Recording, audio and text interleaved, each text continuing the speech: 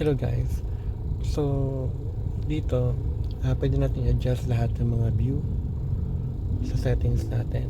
So for example, meron kang view na gustong ayusin sa camera mo. So punta ka lang sa view adjust, and then makikita mo rito lahat ng settings. For example, gusto mo ayusin yung sa reverse mo, so medyo gusto mo yung angulo ng view ng camera ay maayos, so pwede mo i-adjust dito, either zoom mo siya, zoom out, or zoom in. So pwede ganon. Okay, so yan siya. Ngayon for example, gusto mo i-adjust sa ganyan. Okay, and then i-save mo lang,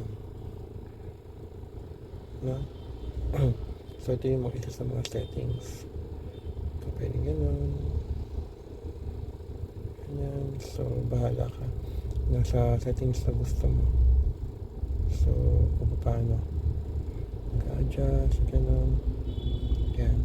So kabilaan yan, pwede mo ganun, ganyan. Okay,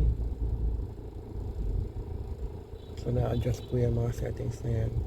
So depende sa prepared mong makita. Okay,